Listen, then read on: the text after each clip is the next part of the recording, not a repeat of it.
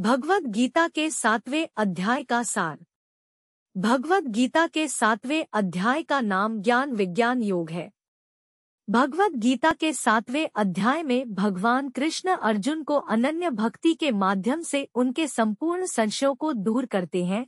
वे बताते हैं कि भक्ति के माध्यम से भगवान का अद्वितीय स्वरूप समझना संभव होता है।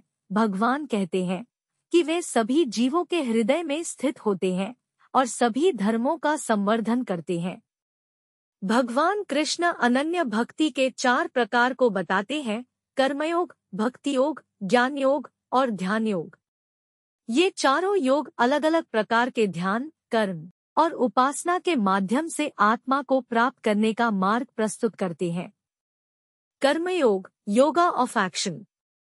कर्मयोग में व्यक्ति कर्म करते समय उनके फल की चिंता नहीं करता। इस योग में कर्म केवल उपासना के लिए किया जाता है और फल को भगवान को समर्पित किया जाता है।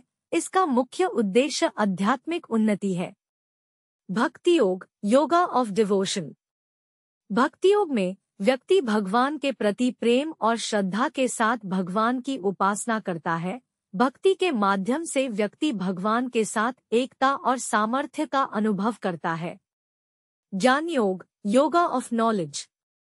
ज्ञान योग में व्यक्ति ज्ञान के माध्यम से आत्मा को पहचानता है। इस योग में ज्ञान के अध्ययन, विचार और अनुभव के माध्यम से व्यक्ति आत्मा का आत्मस्वरूप और अविनाशी चैतन्य को पहचानता है। ध्यान योग, योगा ऑफ मेडिटेशन। ध्यान योग में व्यक्ति ध्यान के माध्यम से आत्मा को प्राप्त करने का प्रयास करता है। ध्यान के द्वारा व्यक्ति अपने मन को नियंत्रित करता है और आत्मा के अद्वितीय स्वरूप को अनुभव करता है।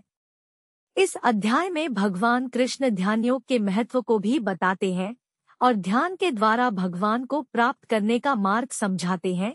वे कहते हैं कि भक्त जो ध्यान योग का अभ्यास करता है वह भगवान को सीधे अपने मन में प्राप्त कर सकता है। ये 4 योग भगवद गीता में उपलब्ध मार्ग है जो व्यक्ति को आत्मा के प्राप्ति की दिशा में मार्गदर्शन करते हैं। इनमें से किसी भी योग का अनुसरण करके व्यक्ति आत्मा के प्रति अपनी श्रद्धा और समर्पण को विकसित कर सकता है।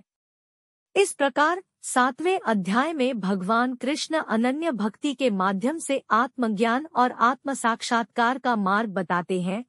वे बताते हैं कि भक्ति के माध्यम से ही हम भगवान को प्राप्त कर सकते हैं और जीवन को समृद्धि से भर सकते हैं।